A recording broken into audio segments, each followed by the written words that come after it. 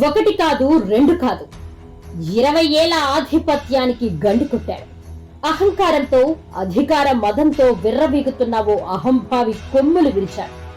మాట ఇస్తే ఆ మాట కోసం ఎంత దూరమైనా వెళ్తాను అని రుజువు చేశారు. గుడివాడంటే కేవలం ఒక వ్యక్తి అడ్డా కాదు. ఇక్కడ పుట్టిన ప్రతి వ్యక్తికి ఈ గడ్డ మీద హక్కుంటుంది.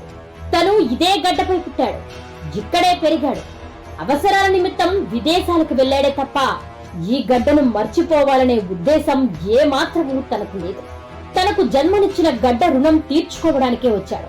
ఆ ఉద్దేశంతోనే ఓ ట్రస్ట్ ను స్థాపించి అనేక సేవలందించారు. అయినా ఎక్కడో ఓ చిన్న వెలితి ఆయనలో ఉండేది.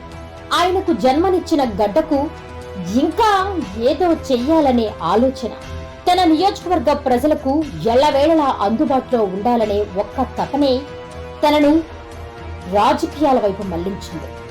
ఆయన ఊహలకు, ఆయన ఆలోచనలకు సరైన వేదిక తెలుగుదేశం పార్టీ అనుకున్నాడు.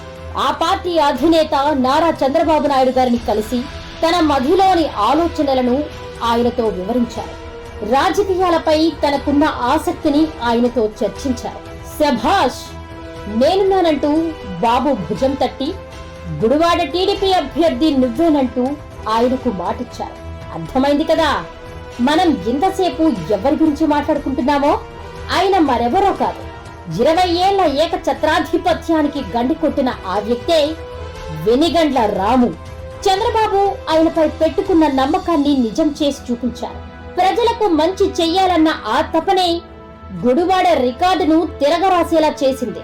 ఏదో చెయ్యాలనే కసి, అకుంఠిత దీక్ష విజయ తీరాల వైపు నడిపించింది. టీడీపీ జెండా గుడివాడ గడ్డపై ఎగురవేస్తాం అన్న మాటలను అక్షరాలా నిజం చేశారు వెనిగండ్ల రాము. ఎదుర్కొనే దమ్ము, ధైర్యం ఉండాలే కాని కొండనైనా ఢీకొట్టచ్చని నిరూపించారాయన.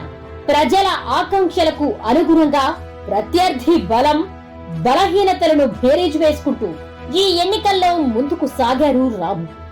ఎంతమంది విమర్శించినా లక్ష్యం వైపే సాగారే తప్ప ఆ గాలి మాటలను, వెకిలి చేష్టలను పట్టించుకోలేదాయన. ఆశయం గొప్పదైతే లక్ష్యం చిన్నదవుతుంది అన్న సామెత వెనిగండ్ల రాము విషయంలో స్పష్టమైంది. జయ హో Ramanna. Like and subscribe Eagle Media Works.